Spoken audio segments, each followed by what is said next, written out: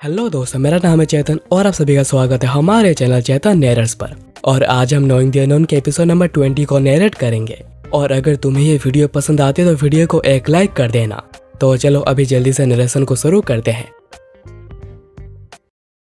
Episode के शुरुआत में डाउसी एंड मोरियंग प्योल के बारे में बात कर ही रहे होते हैं कि हियो तभी जियोंगवा और सियोलरेन को लेकर वापस आती है। दोनों को देखकर मोरियंग उन्हें पहले ग्रीट करता है और वो दोनों भी अपना अपना इंट्रोडक्शन देते हैं। मोरियंग फिर कहता है कि क्या एमएक्स सेट के ग्रेट डिसिपल्स यहाँ पर आए हैं, तो क्या मैं मान लूँ कि आप लोग इस डील को करने में इंटरेस्टेड हैं।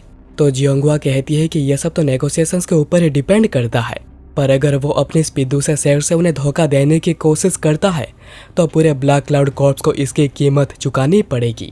अगर इसके लिए उन्हें किंग चेंग सेट के साथ वॉर को पोस्टपोन करनी पड़े तब भी। मोरियंग कहता है कि हम इतने के लिए तो पहले से ही तैयार रहते हैं। चलिए आइए टेबल पर कंडीशन की बात करने। और जैसे नेगोशिएशन शुरू होती है, मोरियंग ट्रेडिंग राइट्स को लेने की बात करता है, जो सुनकर जियोंगा बहुत ही ज़्यादा गुस्सा हो जाती है और कहती है कि क्या तुम्हें समझ में भी आ रहा है तुम क्या कह रहे हो। एक वेगाबॉन्ड्स को एक वेगाबॉन्ड की तरह ही एक्ट करना चाहिए और रिवॉर्ड के तौर पे गोल्ड वगैरह ही लेना चाहिए। और वो ये भी कहता है कि मोरियंग को ज़्यादा ही लालची हो रहा है, पर मोरियंग कहता है कि उसे ऐसा बिल्कुल भी नहीं लग रहा और एक बार जब एमएक्स सिचुएन के रूलर बन जाएगी तब तो वो ये कर ही सकते हैं। ये सुनकर जियोंगा गुस्से में टेबल को तोड़ देती है। मोरियंग कहता है कि अगर ऐसी बात है तो हम ट्रेडिंग राइट्स को छोड़ देते हैं और हमें 5 लाख गोल्ड येंग भी नहीं चाहिए और हम लोग इस टूटे हुए टेबल के पैसे भी नहीं मांगेंगे, पर इस सब के बदले हमें सेटल होने के लिए वेस्टर्न प्लेटू में एक जगह देनी पड़ेगी। जियोंगा कहती है कि क्या वो शुरू से ही इसके पीछे था। मोरियंग कहता है कि वो वेगाबॉन्ड से, इसलिए कोई भी सेक्ट उन्हें अपने आसपास रहने देना नहीं चाहती। तो जियोंगा कहती है कि उनकी सेक्ट भी उन्हें रहने नहीं देगी। तो मोरियंग कहता है कि इसलिए ही वो वेस्टर्न प्लेटू में सेटल होने के बात कर रहा है, जो कि एमएक्स सेक्ट से बहुत ही ज़्यादा दूर है और वो ऐसा कुछ तो अलाउ कर ही सकते हैं। जियोंगा सोचने लगती है कि वो शुरू में तो कोई प्रॉब्लम खड़ी नहीं करेंगे, पर हो सकता है कि आगे जाकर वो एक बर्डन बन जाए। पर वो ये भी सोचते हैं कि वह उन्हें एक मीट सील्ड की तरह यूज़ कर सकती है, जिससे उनके फोर्स भी कम हो जाएगी, तो उनके ज़्यादा लोग भी बचे हुए नहीं होंगे। तो उन्हें सेटल होने के लिए एक जगह देना मुश्किल बिल्कुल भी नहीं होगा। और अगर वो कभी भी प्रॉब्लम खड़ी करने की कोशिश करते हैं तो वो उन्हें तुरंत ही मार देंगे। और इसलिए जियोंगा सोच समझकर इस डील पर हाँ कर देती है, जिसे मोरियंग काफ़ी ज़्यादा खुश हो जाता है और मन में सोच रहा होता है कि किंग चेंग सेट के साथ ये सारी बातें करना बिल्कुल भी आसान नहीं होता। मोरियंग फिर कहता है कि उन्हें अभी कॉन्ट्रैक्ट कर लेना चाहिए, पर जियोंगा कहते हैं कि इसकी कोई ज़रूरत नहीं है। एमएक्स सेट कभी भी अपने बातों पर नहीं मुकरती। उसके बाद दोनों ही जाने लगते। तो मोरियंग कहता है कि अगर वो चाहे तो वो यहाँ पर एक दिन रह सकते हैं, वो उनके रहने की व्यवस्था कर सकता है। पर जियोंगा कहती है कि वो 100 फ्लावर रूम्स के वहाँ पर रहेंगे, जिसके यंग मास्टर उसके भतीजी है। तभी हियो अचानक के भागते हुए मीटिंग के बीच में आ जाती है, जो देखकर मोरियंग पूछता है कि क्या हुआ, आखिर वो किस वजह से बिना पूछे अंदर आ गई है। तो हियो कहती है कि बात ही कुछ ऐसी है कि थंडर क्लान का यंग मास्टर नाम होसान को मार दिया गया है। मोरियंग पूछता है कि क्या उस असासिन को पकड़ लिया गया है। तो हियो कहती है कि अभी तक तो नहीं, पर थंडर क्लान श्योर हो चुकी है कि यह सब किंग चेंग सेक्ट ने ही किया है। और उसके बाद हम थंडर क्लान के लीडर ताई को देखते हैं, जो कि बिना अनाउंस के अपने पूरे फोर्स को लेकर किंग चेंग सेक्ट आ चुके हैं। और उन्हें देखकर किंग चेंग के लोग सोच रहे होते हैं कि आखिर उन्हें यहाँ पर क्या काम हो सकता है कि वो ऐसे अपने पूरे फोर्स को लेकर आए हैं।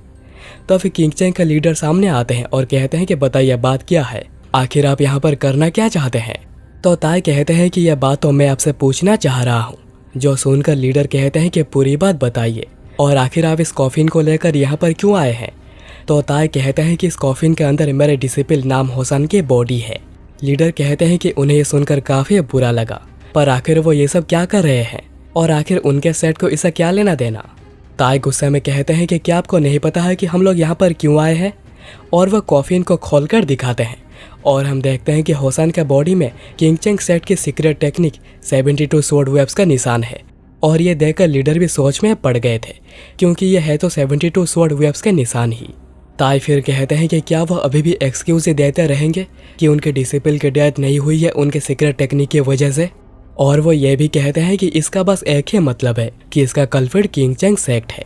ताई ये कहने के बाद ही सोचने लगते हैं कि वो 100 फ्लावर रूम के साथ शादी के थ्रू एमएक्स सेट को सपोर्ट देने का सोच रहे थे। तो शायद हो सकता है कि किंग चेंग को इसके बारे में पता चल गया हो और उन्होंने पहला वार कर दिया।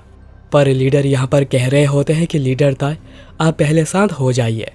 पर ताई कहते हैं कि आखिर वो कैसे शांत हो सकते हैं जबकि उनका डिसिपल किंग चेंग सेट के सीक्रेट टेक्निक से मारा गया है। लीडर कहते हैं कि वो इसके बारे में कुछ भी नहीं जानते पर वो इसे काफ़ी अच्छे से इन्वेस्टिगेट करेंगे। पर ताई किसी के भी बात को नहीं मान रहे थे क्योंकि सबूत बिल्कुल उनके सामने है तो प्रूफ क्या चाहिए।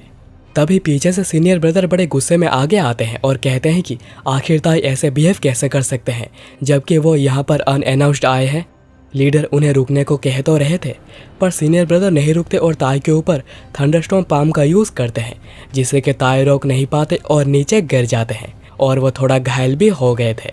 सीनियर ब्रदर फिर कहते हैं कि क्या तुम्हें लगता है हमारा स्क्वाड कोई आलतू फालतू स्क्वाड है जहाँ पर तुम आके कुछ भी इल्ज़ाम लगा दोगे लोगों के ऊपर कि हमने तुम्हारे लोगों को मारा है।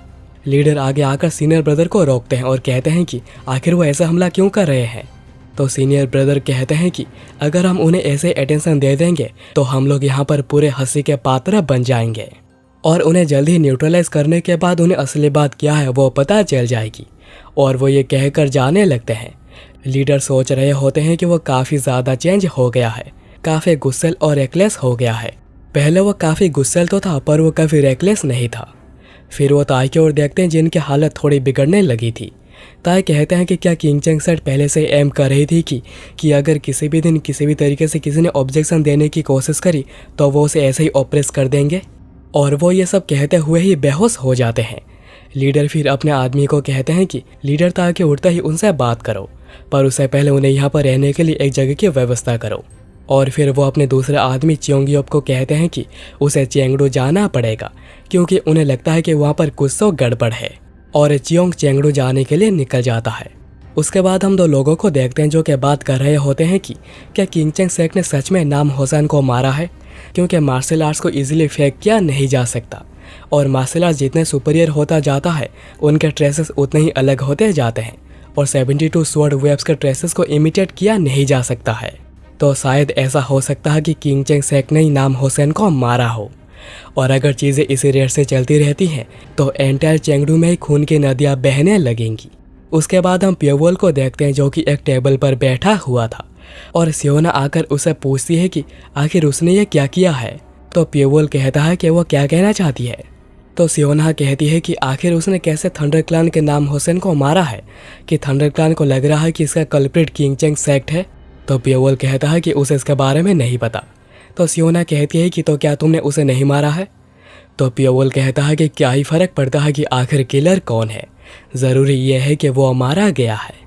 और वो ये कहने के बाद ही सियोना को किस करने जाने लगता है और ये एपिसोड यहाँ पर ही ख़त्म हो जाती है।